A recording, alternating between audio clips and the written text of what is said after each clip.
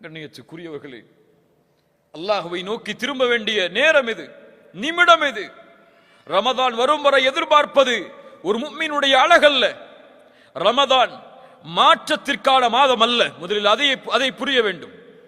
ரமதான் வந்தால் தொழுது கொள்ளலாம், ரமதான் வந்தால் குர்ஆனை ஓதி விடலாம், ரமதான் வந்தால் இபாதத்தில் போட்டியிடலாம், ரமதான் வந்தால் அல்லாஹ்வுடைய மார்க்கத்திற்காக பணி செய்யலாம் என்று ஒதுக்குவதற்கு உள்ள மாதம் அல்ல ரமதான். ரமதான் இபாதத்தை அதிகரிப்பதற்குரிய மாதம், இபாதத்தை தொடங்குவதற்குரிய மாதம் அல்ல.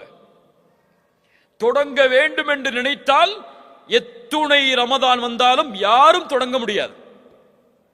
முதல் ரமதான் கழியட்டும் நினைப்பாரு, அடுத்த 10 வரட்டும் நினைப்பாரு, அடுத்த 10 வரட்டும் நினைப்பாரு, 27 வரட்டும் நினைப்பாரு, ரமதான் போயிடும் இல்லையா? ரமதானுக்கு முன்னால் யார் தன்னை சீரமைத்தானோ அவன்தான் ரமதானிலும் சீரானவனாக இருப்பான். ரமதானுக்கு முன்னால் ஃபஜ்ரை ஜமாஅத்தோடு தொழுதவன் தான் ரமதானிலும் ஃபஜ்ரை ஜமாஅத்தோடு தொழுவான். ரமதானுக்கு முன்னால் குர்ஆனை ஓதுவதில் இன்பம் கண்டவன் தான் ரமதானில் போட்டியிட்டு குர்ஆனை அதிகமாக ஓதுவான். இல்லைன்னா ஒரு பக்கத்தை ஓதுனாலே வாய் வலிக்க ஆரம்பிச்சிடும்,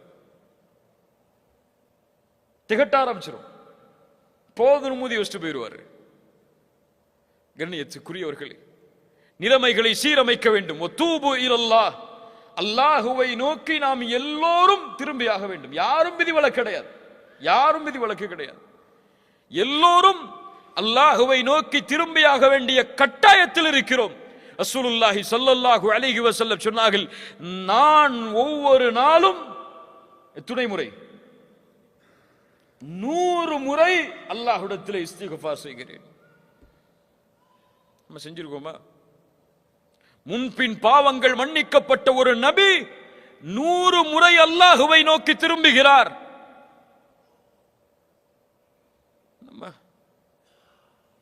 எந்த நினைவில் வாழ்கிறோம் அத நமக்கு புரியல. எதை நோக்கி செல்கிறோம் எதுவும் புரியல. வாழ்க்கையில் ஒரு லட்சியம் இல்லை, ஒரு குறிக்கோள் இல்லை, ஒரு நோக்கம் இல்லை, எதை சேகரிக்க வேண்டும் என்ற எண்ணம் இல்லை என்றால் அதற்கு பேர் மனித வாழ்க்கை அல்ல, மிருகத்தின் வாழ்க்கை அது.